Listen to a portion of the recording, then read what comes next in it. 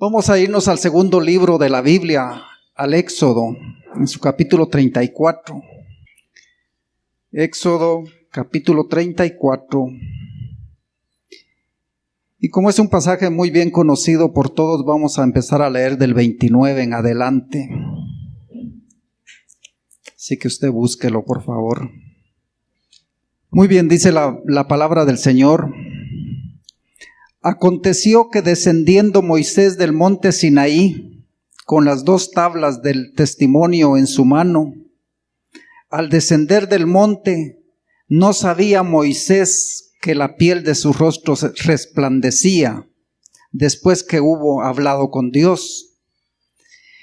Y Aarón y todos los hijos de Israel miraron a Moisés, y he aquí la piel de su rostro era resplandeciente, y tuvieron miedo de acercarse a él. Entonces Moisés los llamó, y Aarón y todos los príncipes de la congregación volvieron a él, y Moisés les habló.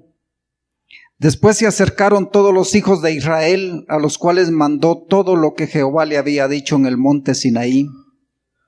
Y cuando acabó Moisés de hablar con ellos, puso un velo sobre su rostro.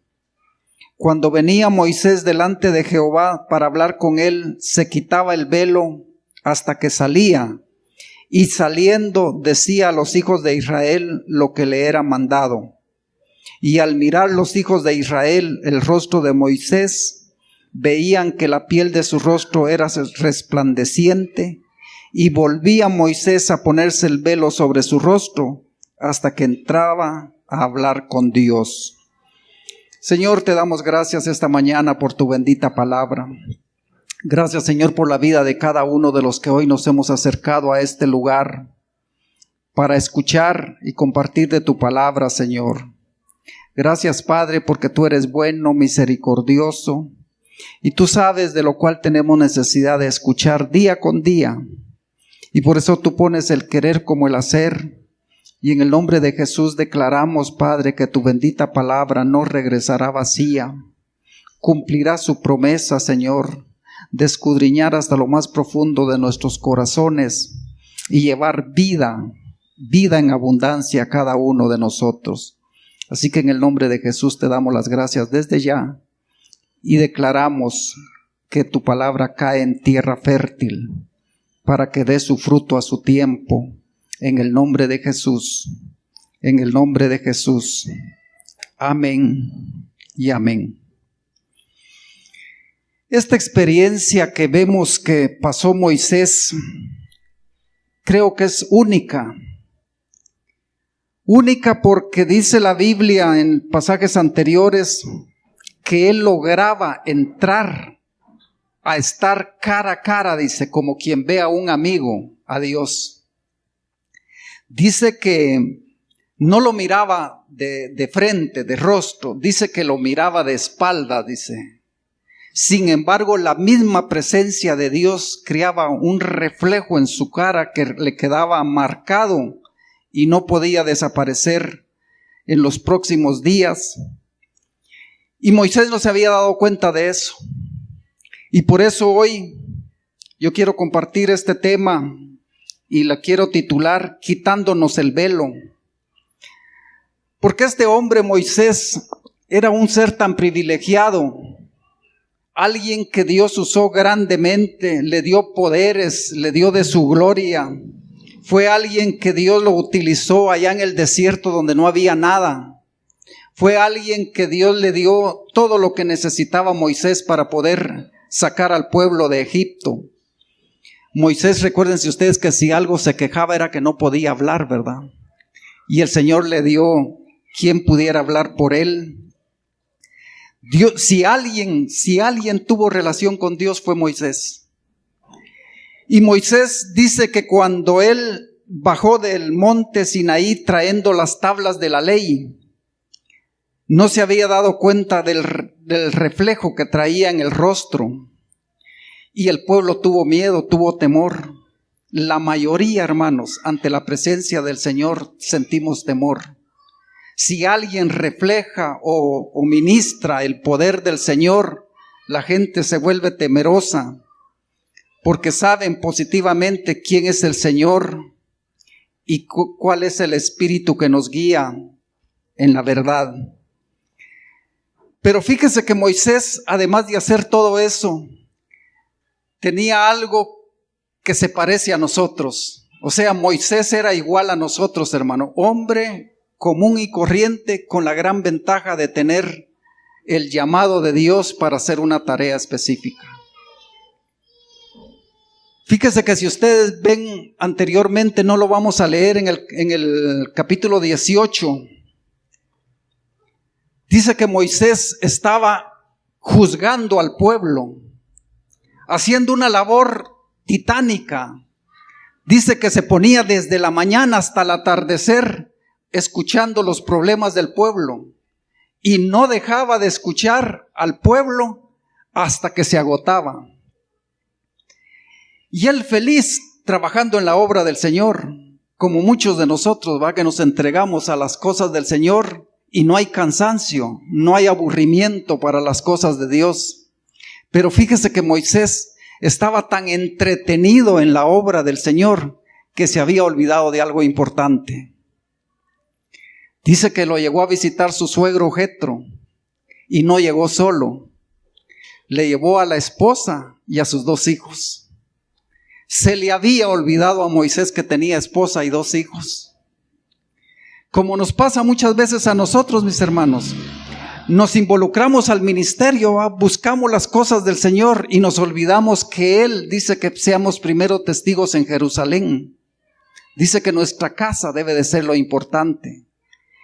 Dice que Jetro llegó, vio lo que estaba haciendo, le dio un consejo. Oigan, al hombre de Dios, al hombre que hablaba con Dios cara a cara, aquel hombre ungido, aquel hombre con poderes sobrenaturales.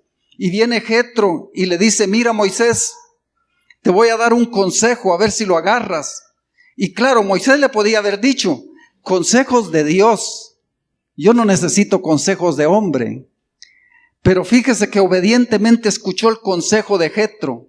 Y dice que le dijo: si tú no delegas consultar los problemas pequeños con gente que tú escojas para ministrar, ¿verdad?, al pueblo, y a ti que te traigan solo los problemas más grandes, vas a desfallecer y el pueblo contigo. Mire qué consejo, ¿verdad? O sea, hermanos, Moisés no estaba haciendo nada malo. Moisés estaba trabajando en la obra con amor a la obra. Estaba entregado completamente en el qué hacer de la obra del Señor. O sea, lo que estaba haciendo no era malo. El problema es que se había olvidado de algo principal, que Dios le había dado una familia y la familia la había abandonado. Y miren, cuando él reflejaba el resplandor de Dios, dice que el pueblo tenía temor de Moisés, no podían verle a la cara. Dice que huían, ¿verdad?, por el temor de la presencia de Dios en Moisés. Entonces, este hombre seguramente era alguien que definitivamente se sentía superior. Pero yo me pongo a pensar, hermanos, dice la Biblia, lo acabamos de leer, que Moisés se quitaba el velo solamente para entrar ante la presencia de Dios y al salir nuevamente se lo volvía a poner. Eso quiere decir que él se mantenía con el velo puesto todo el tiempo, por la unción, por la santidad que él cargaba de parte de Dios. Entonces yo me pongo a preguntar, si nosotros cuando a veces nos metemos con el Señor en un momento de ayuno, de oración, de lectura de la palabra, de búsqueda del Señor, honestamente la Biblia lo respalda. Dice que cuando, allá está en 1 Corintios 7, ahí lo pueden buscar ustedes. Dice que no nos dejemos de estar con nuestra pareja, a no ser de mutuo acuerdo, de mutuo consentimiento, y que sea por un corto tiempo que nos debemos de separar de él y volvernos a juntar inmediatamente para no darle cabida a Satanás. O sea, eso dice allá en 1 Corintios 7. Entonces yo me pregunto qué clase de vida llevaba Moisés con su esposa, ¿verdad? Porque la santidad de Dios dice que Él se ponía el velo desde que salía y hasta que volvía a entrar a la presencia se lo quitaba. Y yo quiero pensar, no lo dice la Biblia, pero me imagino que ese resplandor en el rostro de Moisés no era el mismo desde el primer día, sino conforme iban pasando los días, me imagino que iba cayendo el resplandor. Porque la presencia de Dios, recuérdese que era permanente, en ese tiempo no es como hoy, ¿verdad? Que el Espíritu Santo lo tenemos todos sin dejarnos ningún momento. Entonces dice que Moisés no se quitaba el velo para nada, o sea, la santidad él no la quería dejar. Él quería que todos supieran que él estaba en comunión con Dios, que era santo, que era perfecto, que no había en él mayor deseo que el deseo de tener la presencia de Dios. Entonces nos preguntamos, y es parte de lo que yo quería compartirles hoy, ¿cómo sería la vida? ¿Cómo sería la vida familiar de Moisés? Alguien que ya ven que él anteriormente se había olvidado que tenía familia. Se la dejó al suegro, ¿verdad? Y él se fue a hacer la labor al desierto. ¿Cuántos años pasarían? No se sabe. Posiblemente ya los hijos no eran niños, eran muchachos. Pero a él se le había olvidado. Y ahora que tenía el resplandor, la presencia de Dios, Moisés no lo dejaba. Hasta cada vez que entraba ante la presencia de Dios se quitaba el velo. Quiere decir que él todo el tiempo quería ser santo, quería ser ungido, quería tener la presencia de Dios y no había tiempo para la familia. Y la misma Biblia nos declara, fíjese mis hermanos, si me buscan en la primera carta del apóstol Pedro,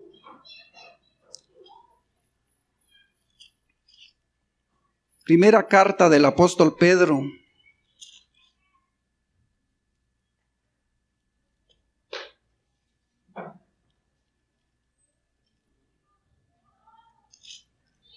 capítulo 3,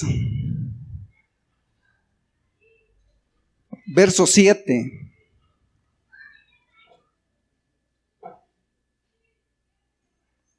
Primera carta de Pedro, capítulo 3, verso 7.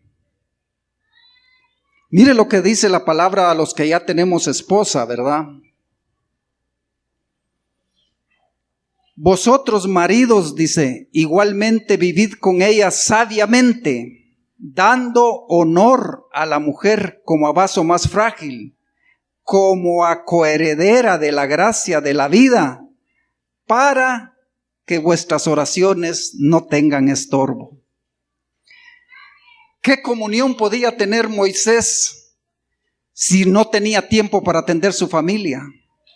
Es que eso lo debemos de ver. Moisés estaba tan metido de cabeza directamente en la obra del Señor que se había olvidado de la familia. Y aquí nos está diciendo que para que no haya estorbo en nuestras oraciones hay que tratar a la mujer como a vaso más frágil, sabiendo que es coheredera de la gracia de la vida.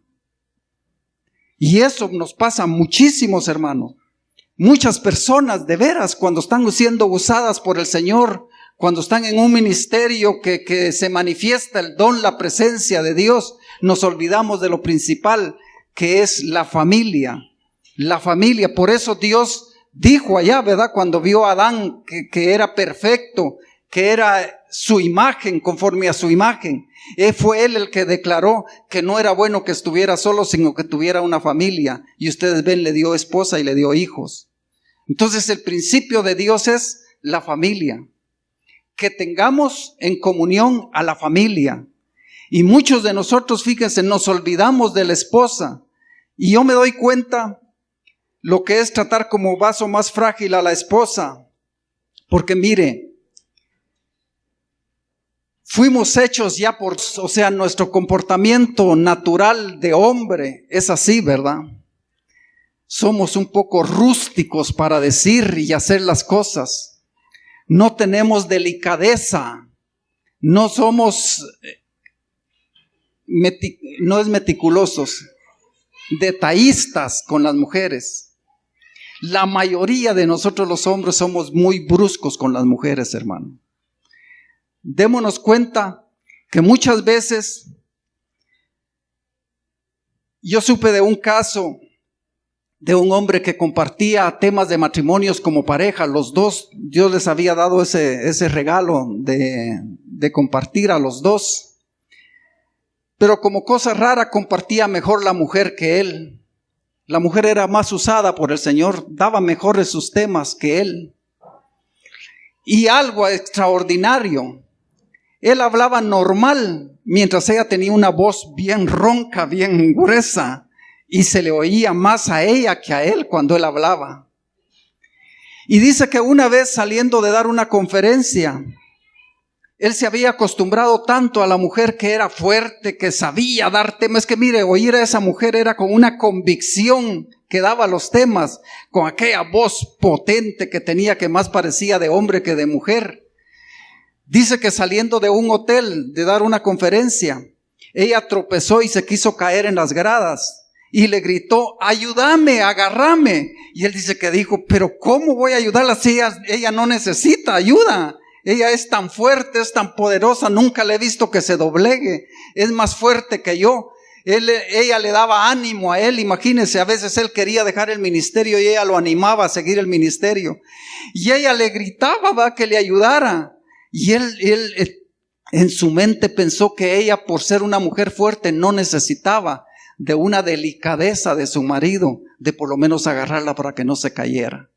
Fíjese que así nos comportamos la mayoría de los varones. Nos olvidamos que la mujer es como vaso más frágil. Fíjese que yo me doy cuenta cuando uno se enferma, cuando uno de varón se enferma, puede ser una uña encarnada, fíjese mi hermano, pero uno da gritos, se revuelca, quiere que le tomen la temperatura, que no le toquen, que esté uno, que le pongan toda la atención. No importa si son las 2 de la mañana, si hay que hacer un agua para tranquilizarlo.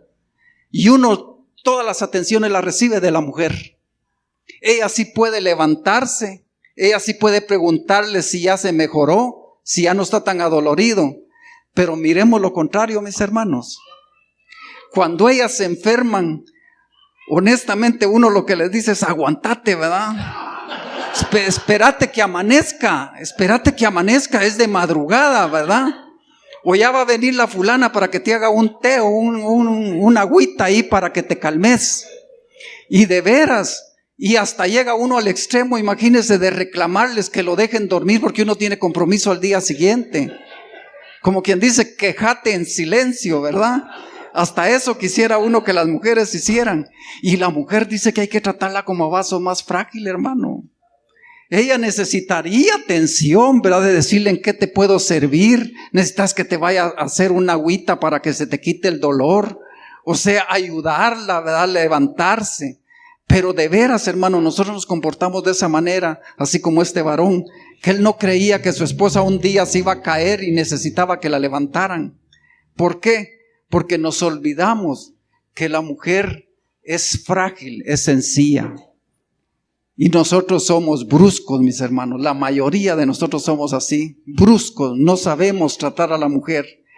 Y todavía este varón, fíjese que tenía 2 hijos. 2 hijos que también los había olvidado. Porque me imagino que, miren, yo no sé si usted se puede imaginar a Moisés cómo era realmente. Pero yo digo, caminar con un velo debe de costar. Debe de caminar despacio, muy ceremoniosamente. Llegar a su casa, ¿verdad? En ese tiempo pues no habían teléfonos como para grabarle cómo se comportaría en su casa. Pero imagino que él quería toda la atención de que era el ungido de Dios. Era el hombre que tenía la presencia de Dios, el resplandor de la gloria de Dios en su rostro. Era algo muy especial. Yo me pregunto, ¿cómo trataría él a sus hijos, hermano? Porque mire, honestamente, cuando uno es tocado por el Señor, llega un momento en que de veras uno no está para llamar la atención a los hijos. Pero eso no es de toda la vida. Fíjese que la misma Biblia nos respalda. Y eso está en el libro de los Hebreos. Regrésese un poco de ahí de la carta de Pedro. Ahí va a encontrar al libro de los Hebreos en su capítulo 12. Porque yo me imagino de veras el comportamiento de Moisés, hermanos. Moisés era un hombre que era usado por Dios. Pero yo me pregunto, ¿cómo se comportaba con su familia? ¿Cómo era que realmente era esposo? ¿O cómo era como padre? sin ser el siervo de Dios, el siervo ungido de parte de Dios. Si encontró el libro de los Hebreos, estaba atrasito en su capítulo 12. Vamos a leer del 5 en adelante. Dice: y habéis ya olvidado la exhortación que como a hijos se os dirige, diciendo: Hijo mío, no menosprecies la disciplina del Señor, ni desmayes cuando eres reprendido por Él. Porque el Señor al que ama disciplina y azota a todo el que recibe por hijo. Si soportáis la disciplina, Dios os trata como a hijos. Porque ¿qué hijo es aquel a quien el padre no disciplina? Está preguntándolo. ¿Habrá un hijo que su padre no lo disciplina? Dice la Biblia. Pero si os deja sin disciplina, de la cual todos han sido participantes, entonces sois bastardos y no hijos. Por otra parte, dice: tuvimos a vuestros padres terrenales que nos disciplinaron y los venerábamos. ¿Por qué no obedeceremos mucho mejor al Padre de los Espíritus y viviremos? Mire lo que está diciendo la Biblia, mi hermano. Si uno tiene un hijo que verdaderamente es su hijo y uno lo ama, no está diciendo que hay que aconsejarlo. Claro que es parte, es un proceso para llegar a la disciplina. Está la exhortación, está la llamada de atención. Y por último viene la disciplina, pero dice que el hijo que no se disciplina no es hijo, viene a ser un hijastro, pues, en nuestras palabras. Lo tratamos como alguien que es hijo de otro papá. Y fíjese que yo me pregunto con Moisés, por lo que dice la Biblia, no podemos sacar ahí conclusiones verídicas, pero nos podemos imaginar. Sus dos hijos, ¿será que sus dos hijos eran santos y apartados como era Moisés por parte de Dios? Yo me imagino que los muchachos eran como nuestros hijos, como cualquiera de nosotros que fuimos pequeños en algún tiempo. El niño ya trae arraigado en su corazón hacer el mal, hermano. El muchacho, dice, ya trae el deseo de hacer el mal desde niño. Y por eso necesita la disciplina de los papás. Necesita que sean instruidos. Necesita que cada uno de nosotros los corrijamos. Y note usted, en algunos ministerios, cuando un niño se porta mal, vaya, pues yo ya están grandes mis hijos y por eso lo digo, regularmente dicen, es que el peor niño es el hijo del pastor. Así dice la mayoría, fíjese. El niño que peor se porta ahí arriba es el hijo del pastor o el hijo de alguno de los ministros. ¿Por qué? Porque creemos, hermanos, que por ser usados por Dios, por ser elegidos como siervos de parte de Dios, ya no debemos de corregir a los hijos. Porque si disciplinamos, van a decir, qué carnal, ¿verdad? Le pegó a su hijo. Cuanto que la misma Biblia dice, corrige con vara al muchacho mientras haya esperanza, hermano. Hay padres de familia que a los niñitos pequeños y no se atreven a corregirlos, hermano. Hacen lo que les da la gana. Son hijos desobedientes, berrinchudos. Les hacen quedar mal en público y en la congregación. Y no los corrigen. Ahora me imagino yo cuando ya están grandotes.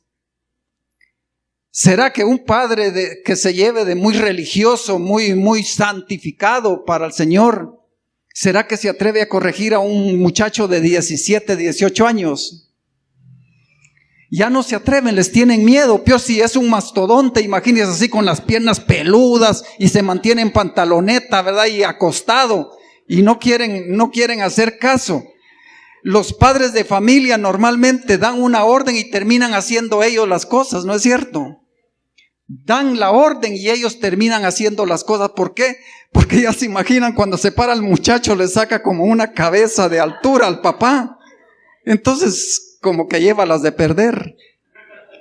Y eso pasaba seguramente, hermano, que mire, por la unción, la presencia que él tenía, seguramente no corregía a sus hijos. Porque dígame usted, mencióneme dónde aparecen en la Biblia los hijos de Moisés como los sustitutos cuando él falleció. Fue Josué, ¿verdad? Fue Josué el que sustituyó a Moisés. No fue ni su hermano, porque su hermano cometió el gran error, acuérdense, de hacer un becerro de oro para adorarlo, permitir que el pueblo tuviera un Dios diferente a Jehová, Dios. Entonces, ninguno de los dos hijos de Moisés aparecen en la Biblia como haciendo algo después de tener un papá tan usado grandemente por parte de Dios. Es que eso es lo que uno dice. Mire, en el mundo hay un dicho que hijo de tigre, ¿verdad? Hijo de tigre nace rayado, ¿verdad? Nace rayado, pintado. Entonces, por lo menos debería de aparecer uno de los dos hijos de Moisés ahí, ¿verdad? Si aparecen con nombre, ¿por qué no aparecen en la Biblia? Seguramente por lo mismo, mi hermano, que nosotros, fíjese que cuando estamos muy metidos, que nos creemos muy santificados para el Señor, nos olvidamos de que tenemos una familia, tenemos esposa y tenemos hijos a los cuales hay que ministrarles. Y aunque nos duela en nuestro corazón, hay que corregir al muchacho, mi hermano. Hay que corregirlo para que nuestro sueño no tenga desvelo. Y por eso dice que si amamos a nuestros hijos, hay que disciplinarlos. O sea, imagínense, es una muestra del amor al niño. No importa que ya esté casado. Yo conozco mamás que cuando los hijos se portan mal ya casados, les dan leño y no importa que esté delante de la mujer y de los hijos, de los nietos. Porque el papá, si es su verdadero hijo, lo va a disciplinar porque lo ama, porque lo ama. Pero fíjese que a Moisés le pasó algo más todavía, y eso está en 2 de Corintios, más atrás, busque más atrás.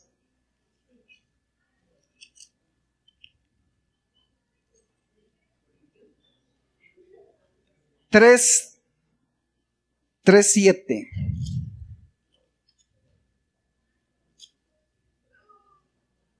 Aquí está hablando del nuevo pacto, mi hermano. Ya está hablando del pacto de la gracia, el pacto de Jesucristo.